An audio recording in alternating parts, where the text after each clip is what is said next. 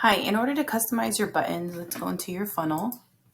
Now let's go into the sales page and let's go to customize. Once you are in here, you will go to edit your hero header and you will go to your buttons. Once you are here, you just click on the number 1 and you'll be able to put outer link and put your schedule link right in here so that whenever you click your button, it'll go to your schedule link.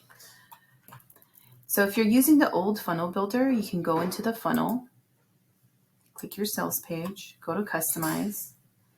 And once you are here, you can go ahead and find where your button is, which would be your hero header.